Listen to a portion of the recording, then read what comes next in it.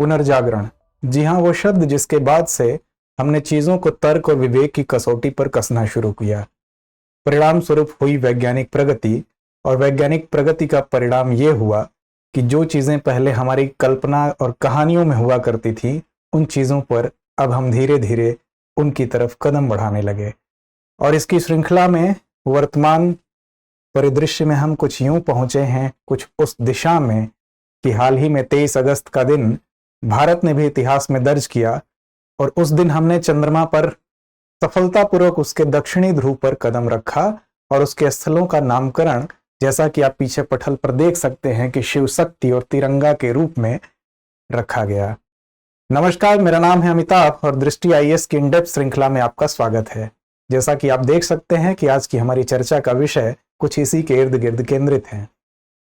ये नाम जो आप देख सकते हैं कि शिव शक्ति और तिरंगा, दो नाम आपको दिखाई दे रहे हैं, तो इन नामों को हम वैसे तो काफी चर्चा में सुन रहे हैं। इन नामों को लेके आजकल राजनीतिक सरगर्मियां भी काफी जोरों पर हैं, लेकिन इन नामों के पीछे हम राजनीतिक परिप्रेक्ष्य को छोड़कर यह देखेंगे कि इसके नामकरण की प्रक्रिया क्या है। तो आइए शुरू करते हैं आज का संदर्भ। सबसे पहले देखते हैं कि यह संदर्भ किन बिंदुओं पर केंद्रित होगा। पहले देखेंगे कि यह खबर कहां से है, फिर देखेंगे ये चर्चा में क्यों है, फिर हम देखेंगे कि इस नामकरण का इतिहास क्या रहा है, फिर देखेंगे कि अंतर्राष्ट्रीय खगोलीय संघ जो एक संस्था है हमारी इस चर्चा परिचर्चा से संबंधित, उसके विषय में कुछ तथ्यात्मक जानकारी, फिर देखेंगे नामकरण की प्रक्रिया क्या होती है, और परिपाटी के अनुरूप अंत में होगा एक अभ्यास प्रश्न। तो आइए शुरू करते हैं। सबसे पहले खबर पर नजर डालें तो शिव शक्ति तिरंगा जवाहर स्थल after Chandrayaan mission who names site on the moon. ये नाम जो आप देख रहे हैं, तो इन नाम के ऊपर ही हमारा आज का संदर्भ केंद्रित है। नामकरण के इतिहास पे सबसे पहले हम अगर नजर डालें तो जब भी मानव ने प्रगति की दिशा में उसने कदम बढ़ाया, इन पिंडों तक हम पहुंचे, तो ऐसा नहीं है कि ये नामकरण पहली बार हुए। इसका इतिहास काफी पुराना रहा है, और इसी क्रम में आज अगर हम नजर डालें तो नामकरण की एक काफी पुरानी परंपरा में स्थलों को चिन्हित, वर्णित और उन पर चर्चा करने के लिए इन स्थलों का नाम पहले से ही रखा जाता रहा है। हम किसी भी नए जगह को खोजते हैं तो उसका एक नाम देते हैं, ताकि भविष्य में अगर उसके संदर्भ में हमें चर्चा करनी हो, उसे अगर हमें स्मृतियों में रखना हो, तो एक नाम के माध्यम से उसको हम संजोते हैं। मानव ने विकास के क्रम में, वैज्ञानिक प्रगति के दौर में जब दूरबीन का आविष्कार किया, तो पहले हमारी कहानियों और कल्पनाओं में रहने वाले ये उल्का पिंड, ये चांद, ये तारे अब हमें चित्रों के माध्यम से दृश्य हुए, दिखाई देना शुरू हुए। इसी क्रम में हमने चंद्रमा और मंगल को देखा, और पहले हम सिर्फ इन्हें देखते थे, फिर वो होड़ शुरू हुई कुछ विकसित राष्ट्रों के बीच में इन तक पहुंच को लेकर। फिर एक वो दौर चला जब शीत युद्ध का समय था, जिसमें दो विकसित राष्ट्र, दो बड़े ध्रुव, संयुक्त राज्य अमेरिका और यूएसएसआर, ये दोनों चंद्रमा पर पहुंच को लेके, अंतरिक्ष को लेके इनके बीच में होड़ मची। तो ऐसे एक अंदेशे को ध्यान में रखते हुए कि इन जगहों पर लेके कहीं अपना अधिकार न दर्ज कराया जाए, इसको लेके एक नया युद्ध न शुरू हो जाए, इस दिशा में एक वैश्विक पहल हुई, जिसके तहत इस समय संयुक्त राष्ट्र कार्यालय के माध्यम से बाह्य अंतरिक्ष संधि सामने आती है, ताकि कोई भी राष्ट्र ऐसे स्थलों पर अपना अधिकार न जताए। इसलिए एक संधि आई। इस संधि में कुछ बातों को स्पष्ट किया गया।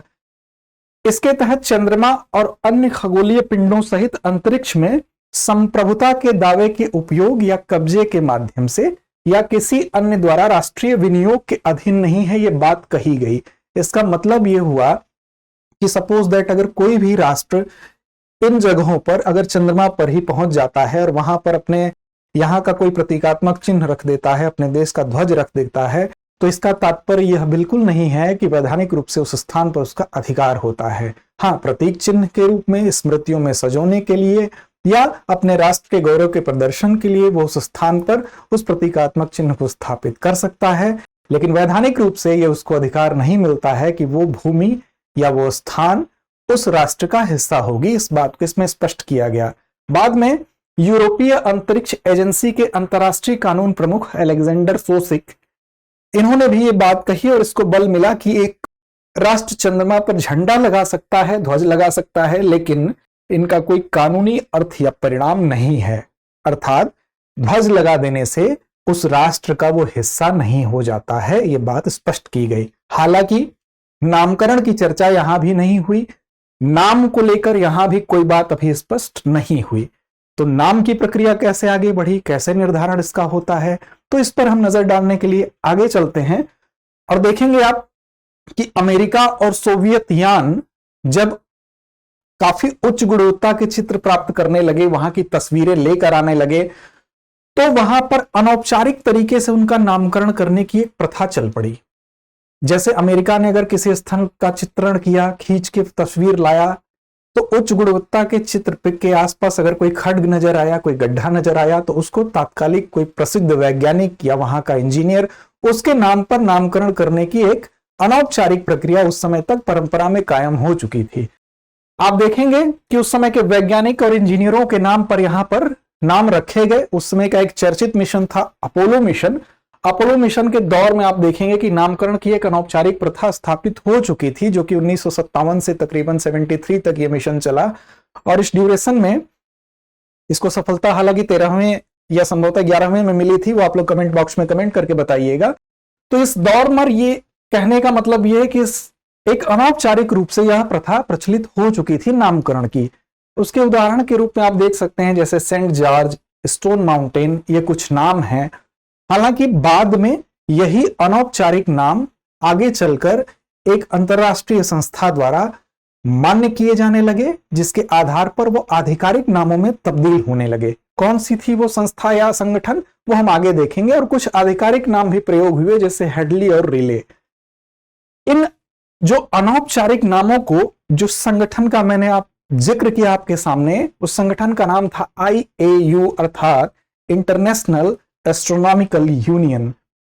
बाद में इन्हीं अनौपचारिक नामों को इस संस्था द्वारा स्वीकार कर लिया गया, अनुमोदित किया गया, और बाद में ये नाम तब्दील हो जाते हैं आधिकारिक नामों में, जिनमें हेडली और रिले ये नाम आपको दिखाई दे रहे हैं। तो इस यहां से एक बात स्पष्ट होती है कि नामकरण की यह प्रक्रिया कोई नई नहीं है, काफी प्राचीन परंपरा है, काफी समय से यह चली आ रही है। उसी क्रम में एक नजर हम डालें अंतरराष्ट्रीय खगोलीय संघ अर्थात इंटरनेशनल एस्ट्रोनॉमिकल यूनियन पर। वस्तुतः यह संस्था 1919 में स्थापित हुई फ्रांस के पेरिस में, और ये एक प्रकार का गैर सरकारी संगठन था, जिसका उद्देश्य मुख्य रूप से खगोल विज्ञान के क्षेत्र में प्रगति को दर्शाना था।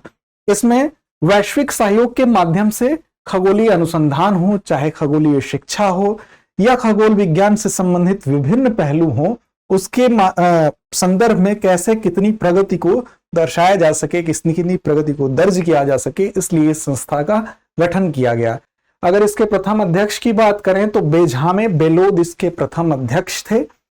सामान्य रूप से इस संस्था की जो बैठक थी, महासभा की जो बैठक थी, वो 3 वर्ष में एक बार होती थी। और अगर इसकी 1 वर्ष में होने वाली संगोष्ठियों की बात करें तो 1 वर्ष में इसकी 9 संगोष्ठियों का आयोजन किया जाता था। हालांकि द्वितीय विश्व युद्ध के समय पहली बार यह परिपाटी भंग होती है और 10 वर्षों तक इसकी कोई बैठक संपन्न नहीं हो पाती है। हालांकि सदस्यों की अगर बात करें तो 92 देश मौजूदा समय में इसके सदस्य हैं, जिसमें भारत भी एक सदस्य है। इसकी जो पॉलिसीज बनती हैं, नीतियां बनती हैं, तो जितनी दीर्घकालिक नीतियां बनती हैं उसको इसकी एक बॉडी है जनरल असेंबली, उसके द्वारा बनाया जाता है, और क्रियान्वयन का काम कार्यकारी समिति द्वारा किया जाता है, जो इसकी वर्किंग कमेटी होती है उसके माध्यम से किया जाता है।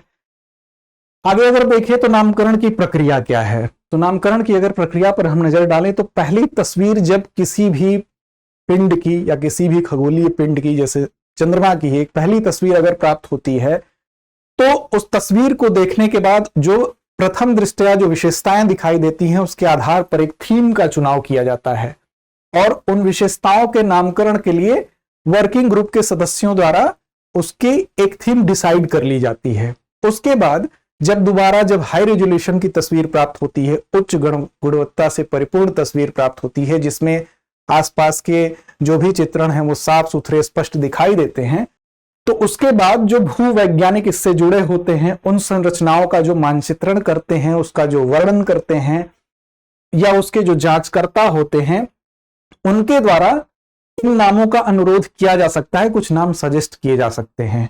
फिर वो नाम, कोई भी नाम के लिए सुझाव दे सकता है, इन समूहों में से कोई भी व्यक्ति उस नाम का सुझाव दे सकता है। फिर वो नाम जाएंगे वर्किंग ग्रुप के पास और वर्किंग ग्रुप द्वारा उसके पास यह अधिकार होता है कि वो इस नाम को स्वीकार भी कर सकता है, वो इसको अस्वीकार भी कर सकता है। ये अधिकार होता है जिसको वर्किंग ग्रुप की हम चर्चा कर रहे हैं, वो WGPSN अर्थात वर्किंग ग्रुप प्लानिटरी नोमेनक्लेचर। तो इसके सदस्यों के द्वारा एक समीक्षा की जाएगी, फिर उस पर चर्चा परिचर्चा होगी और उस समीक्षा के पश्चात IAU जो है, जो नाम डिसाइड करेगा, फाइनली उसका अनुमोदन करेगा और IAU के द्वारा अनुमोदन के बाद फाइनली वो नाम मान्य होगा। फिर उसको उस गजेटियर में प्रकाशित किया जाएगा, IAU के गजेटियर में, फिर वो उसकी वेबसाइट पर प्रकाशित होगा। और अगर किसी को उस नाम पर आपत्ति होती है तो 3 माह का समय होता है, 3 माह के समय के अंदर ही वो उस पर अपनी आपत्ति महासचिव के पास दर्ज करा सकता है, ताकि इस पर विचार किया जा सके उस किस बेस पर आपत्ति है, तो उसका निस्तारण महासचिव को यह अधिकार हुआ कि कर सकता है। तो ये नामकरण की प्रक्रिया होती है। पहले थीम का चुनाव होता है, फिर वैज्ञानिकों के द्वारा नाम सजेस्ट किया जाता है, कोई अन्य व्यक्ति भी सजेस्ट कर सकता है।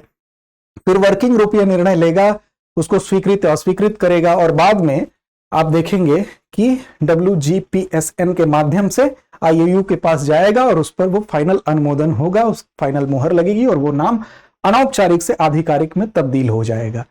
इसके कुछ मानक निर्धारित किए गए हैं। मानकों पर अगर नजर डालें तो पहली शर्त है कि ये नाम सरल होने चाहिए, साफ होने चाहिए, स्पष्ट होने चाहिए और किसी मौजूदा प्रचलित नाम की कॉपी या अनुकरण नहीं होने चाहिए। तो पहली शर्त आप ये देख सकते हैं। दूसरी शर्त की अगर बात करें तो ये नाम कोई भी पॉलिटिकल स्ट्रक्चर से, रिलीजियस स्ट्रक्चर से या किसी भी सैन्य, राजनैतिक, सैन्य और धार्मिक महत्व वाले किसी नाम का उपयोग नहीं किया जाएगा। लेकिन इसका अपवाद है। अपवाद क्या है? तो 19वीं शताब्दी से पूर्व के ऐसे राजनैतिक चरित्र जो उस संबंधित जगह से महत्वपूर्ण रहे हों, उनके नाम का प्रयोग हो सकता है। लेकिन उनके नाम 19वीं शताब्दी के बाद के अगर होंगे तो वो उन हस्तियों के नाम का प्रयोग नहीं किया जा सकता है। व्यक्ति विशेष की बात करें तो व्यक्ति विशेष के आधार पर नामकरण करने की मनाही है।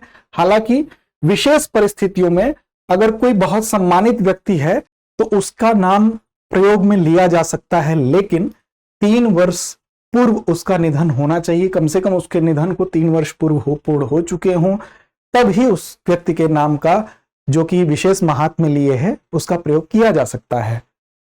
उदाहरण के तौर पर आप देखेंगे चंद्रयान प्रथम के जब क्रैश हुआ तो उसके बाद क्रैश होने के स्थल पर उस स्थल का नाम रखा गया था भारत के पहले प्रधानमंत्री जवाहरलाल नेहरू के नाम पर, जवाहर स्थल। और ये विचार सुझाया था APJ अब्दुल कलाम साहब ने।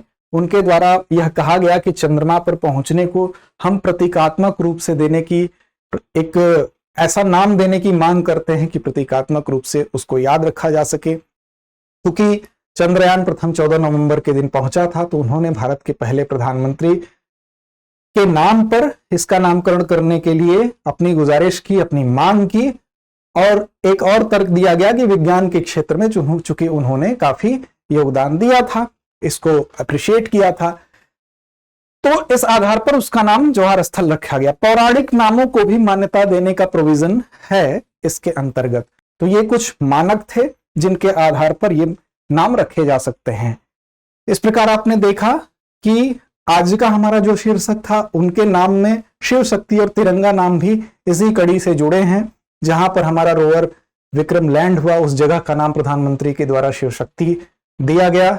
और उनका ये तर्क था कि असफलता ही सफलता को बल प्रदान करती है, इसलिए पिछला जो चंद्रयान 2 असफल हुआ था, उस स्थल का नाम भी उन्होंने तिरंगा दिया, ताकि उसको भी हम स्मृतियों में संजोकर रख सकें।